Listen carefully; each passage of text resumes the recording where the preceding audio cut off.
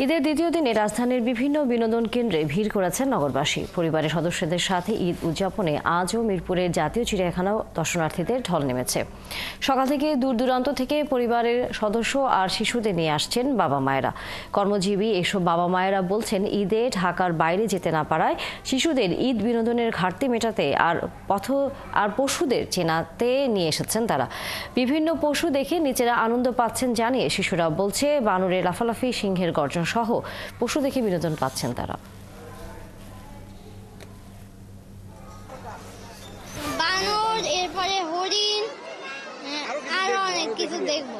Royal Bengal tiger, বাঘ, হাতি, giraffe, zebra. আমার সব থেকে ভালো লাগে বাঘ, কুমির, সিংহ।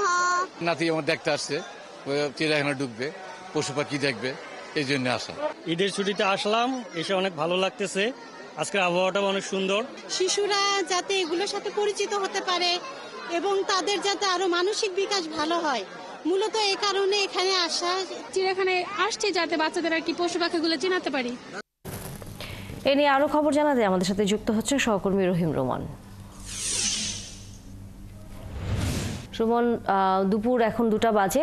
দর্শনার্থীদের আসলে চাপ এখন কেমন আছে সেটি দেখার পাশাপাশি নিরাপত্তা ব্যবস্থা এবং চিড়িয়াখানার নিজস্ব যে ব্যবস্থাপনায় পরিষ্কার পরিচ্ছন্নতা হওয়ার কথা, বা নতুন ঈদকে সামনে রেখে নতুন কোনো পশুর আসলে খাঁচা তারা সাজিয়েছে কিনা, বা কোনো পশু আসলে চিড়িয়াখানায় এসেছে কিনা, সেই বিষয়গুলো সম্পর্কেও জানাবেন।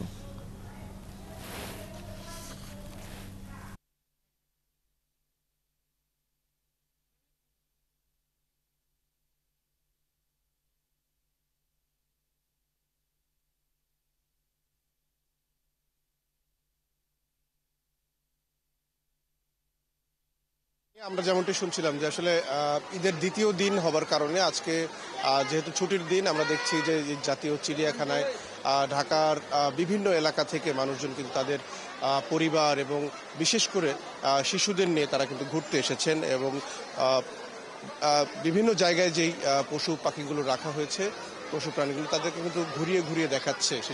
শিশুর যেই স্বজন যারা এসেছেন তারা বলছিলেন যে ঈদের ছুটিতে শিশুদের যে বিনোদনের যে চাহিদা, সেই চাহিদা মেটাবার জন্য তারা আজকে এই চিড়িয়াখানায় এসেছেন।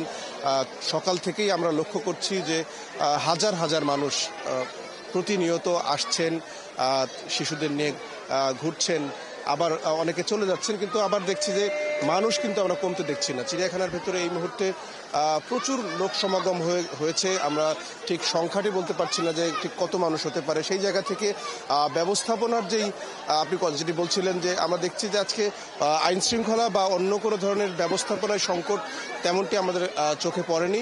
তবে একটি বিষয় দেখছি যে হাজার হাজার মানুষ চিড়িয়াখানায় অবস্থান করবার কারণে, হাঁটাহাঁটি করবার কারণে এই জায়গাটায় প্রচুর বায়ু দূষণ হচ্ছে, যে প্রচুর পরিমাণে আমরা দেখছি যে ধুলা উঠছে।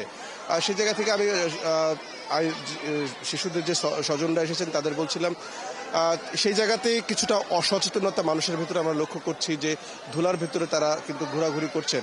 তবে শিশুদের ভেতরে সেই কোনো রকমের বিরক্তি আমরা কিন্তু তেমনটি দেখিনি, কারণ সকাল থেকে যেমনটা আজকের আবহাওয়া কিন্তু মোটামুটি বেশ অনুকূল ছিল। যতটা বেলা বেড়েছে, এই বেলা বাড়ার সাথে সাথে আমরা দেখেছি যে রোদের তীব্রতা খুবই বেড়েছে। আমরা তা নিয়ে দেখেছি যে অনেক পরিবার ঢাকার বিভিন্ন জায়গা থেকে, ঢাকার বাইরে থেকেও এসেছেন।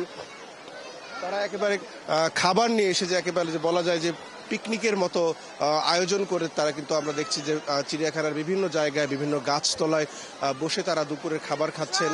সব মিলিয়ে যারা এখানে এসেছেন দর্শনার্থী, তারা বেশ বিষয়টি উপভোগ করছেন এবং শিশুদের